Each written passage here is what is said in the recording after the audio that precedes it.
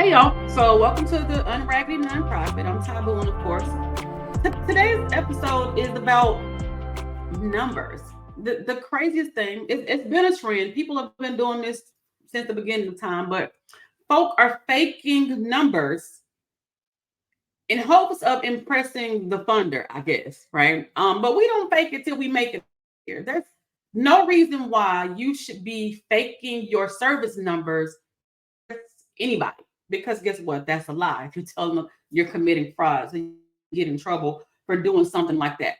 But anyway, I got a message a couple days ago. Somebody reached out and they said they were looking, I guess, at a grant opportunity, and they said, you know what? If there's a question that's asking me how many people have I served, and I hadn't served anybody, what do I put in this blank? And my response was, you put zero. If you ain't served nobody, you put zero in the blank. Like what other number are you going to put in there? And secondly, why are you looking for these people's money if you haven't served anybody? Like, what are they paying you to do? Like, what are you doing?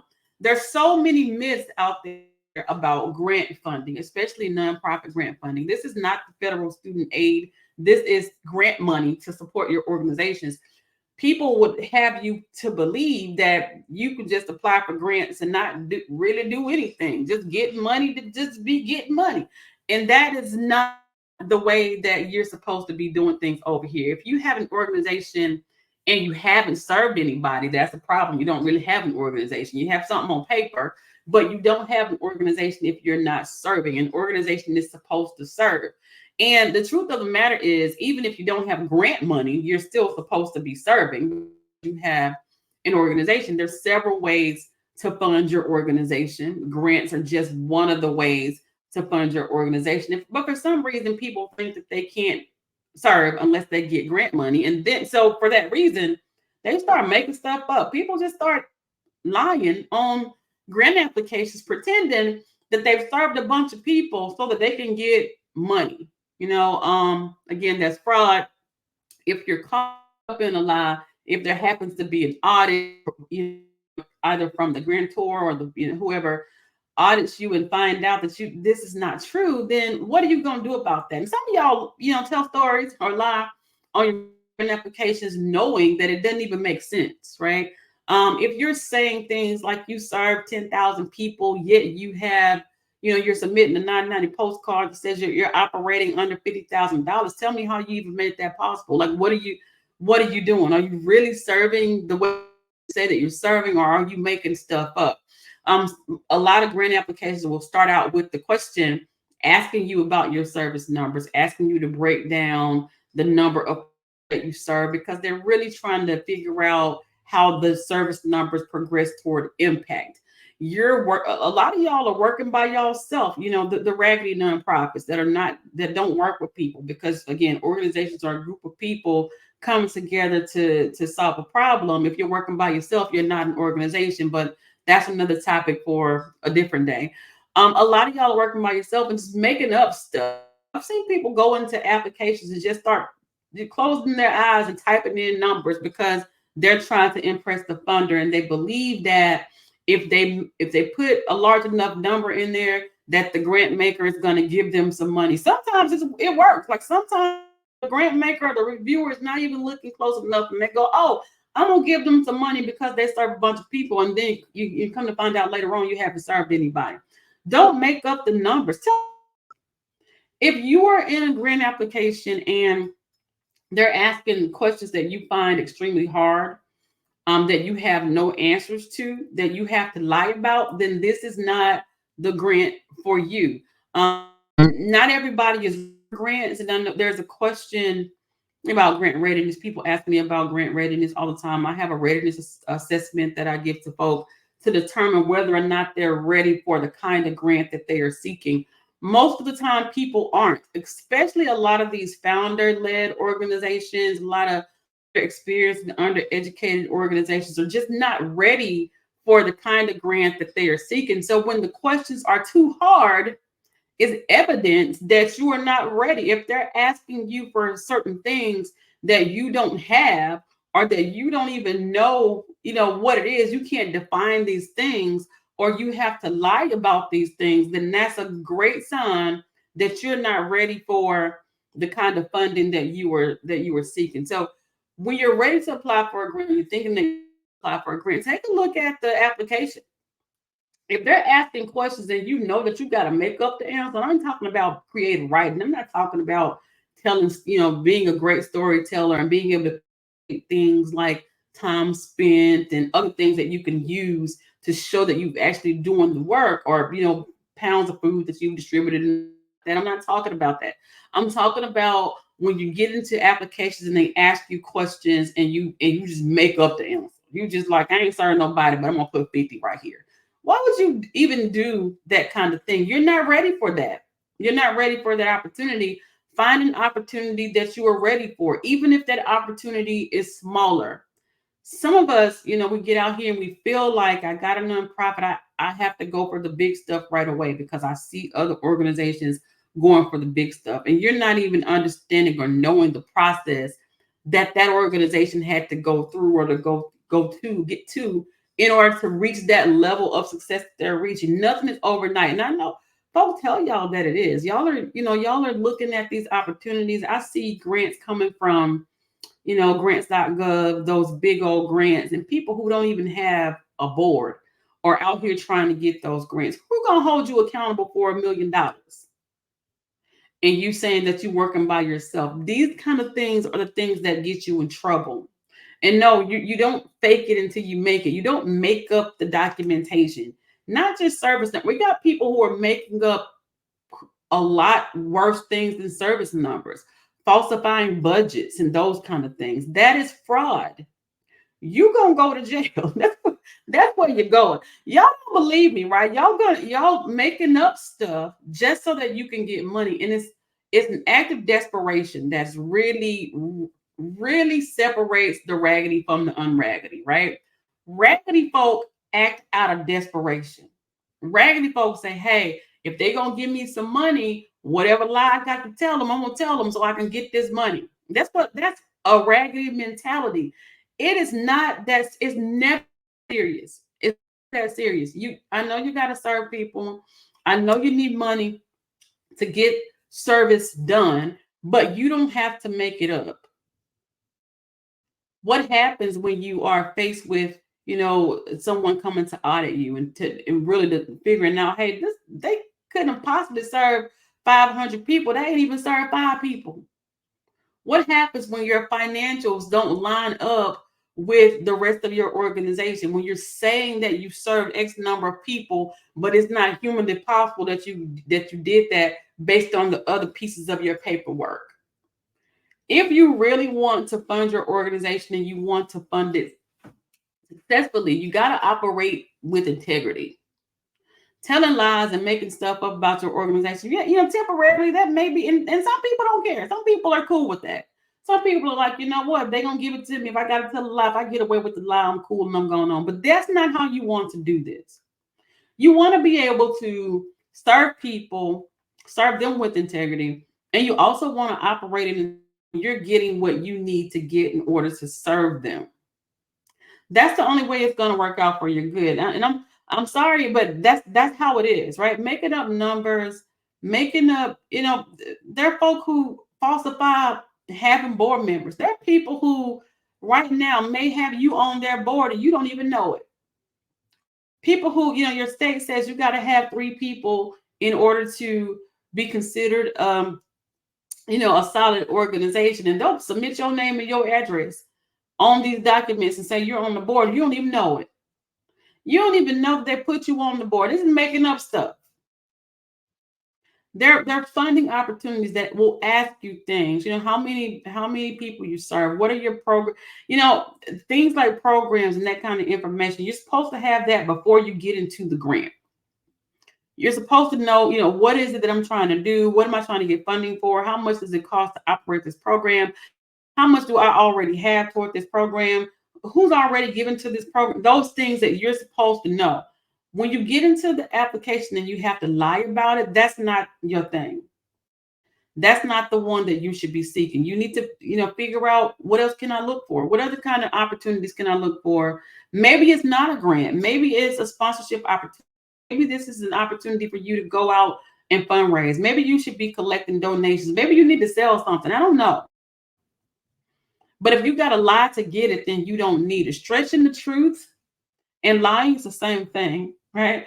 If they're asking you, I've seen this a lot in grants where folk ask me, and this is coming from a reviewer's perspective, where the funder might ask you to break down the ethnicities of those people that are in this grant maker might be someone who is really into diversity and inclusion, right? And because you want this grant so bad, you just start telling lies. You start making up. I serve everybody. I do this, this, and this. And at the end of the day, you know that you don't. If you only serve one ethnicity or one gender identity or whatever, you're not diverse. But you'll say that you are so that you can get the grant money.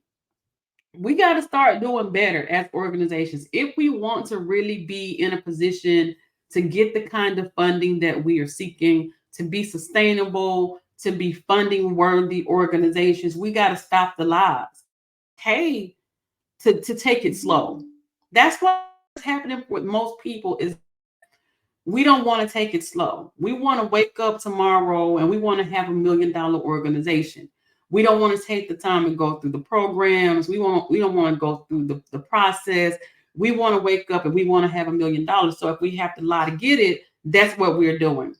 We're making our grant writers lie to get it. A lot of y'all are hiring grant writers and they're making up stuff for you. You wonder why you got that $500,000 grant and know you are a raggedy organization because your grant writer probably lied. You need to start looking at your applications. If you know your organization is raggedy, you ain't, and I know God works miracles, but if you know your organization is 100% raggedy, you ain't got no business getting a $500,000 grant because you don't even know how to manage it. You ain't got nobody to hold you accountable, and your grant writer probably lied on your application to help you get it. That doesn't make grant writer the best grant writer this side of heaven. That makes your grant writer a liar. That's what it makes. And guess what? When comes or when the IRS comes or when FTC comes or when FBI comes or whatever, they're not going to be looking at your grant writer. They're going to be looking at you. You're going to be the one who has to be accountable for that, not your grant writer. So you want to be careful. You don't want to just start making up stuff just to get. And I've said this 15 times already, but this is not how you operate an organization, especially when you're trying to serve people and you're trying to serve with integrity. Y'all think about your organization as a public charity where you're supposed to be doing good. The purpose of your organization is to do good. So why do you go out here and do bad, starting out on a bad note because you're lying and you're falsifying information and you're falsifying documents and all this kind of stuff? You ain't serving nobody, just say you ain't serving nobody and start serving people. And yeah, there are plenty of ways that you can serve people without getting a grant. Stop thinking that grants are the only way that you can serve, especially you founder EDs. First of all, nobody told you to start this organization. And because nobody told you to start it, nobody has to fund it. Nobody has to give you anything. They didn't dime. But because you decided that this was something that needed to be done, you got to figure out how to get it funded. I'm not telling you to self-fund stuff because we're tired of that too, right? We're getting rid of all the self-funding things. We want you to get in a position where you attract funding to your organization, but you don't attract it based on a lie, right? You attract it based on the work that you do, the consistency that you have behind the work, your ability to build relationships and partnerships, right? Showing impact, being able to walk out your mission, understanding your vision and how your mission bridges you to that vision so that you can actually do the work. And if you don't have all that and you're just trying to, get money for some reason, it's not going to last for you because somebody's going to come back and question it. Somebody's going to check you out. Somebody's going to say, this doesn't make sense. You ever wonder why, you apply for this grant and you're like, okay, cool. I got the funding. You apply for another grant and you're like, okay, what's happening? Because you forgot the lie that you told. I told this other grant that I served 500 people and now I really ain't serving 50 people. So I'm putting truth over here. Then I didn't get the grant. And then you're like, you know what? Since I put 500 over there, I'm going to start saying 500 everywhere. And you can't even remember the lie that you told. Don't know where you got it from. But what if somebody were to come into your organization and compare all of your grant applications in chronological order? What happens when you first serve 500 but serving 50? What happened to those people that you said you served in the last grant application? Why you gotta make stuff up? You don't make stuff up. Y'all watched Friday before. You ain't gotta lie, Craig. You ain't got to lie. Tell the truth. Work within your capacity. Grow your organization from where you are. A big $1 million grant is not for everybody. If you have to start at mini grants, start at mini grants. If you have to work your way up to larger grants, then that's what you do. And never ever think that grants are the only way to get funded. Do some work. People, I'm finding that folks are lying in grant applications because they don't want to do the work. People are applying for grants because they think they don't have to work. Once you get the grant, there's work. Even if you hired a grant writer to write the grant and you don't have to work much on that end, once you get funded, you have to do work. So if you're in this thing, if you started a nonprofit organization because you're thinking, I'm gonna start a nonprofit, I'm gonna get some grants, free money, it's gonna free my time, I ain't gotta do no work, you are already wrong. Because you're gonna do even more work once you get the grant. You got reporting, you got grant management, you got a program that you have to implement. So this is not how that works. Don't let the folk fool y'all.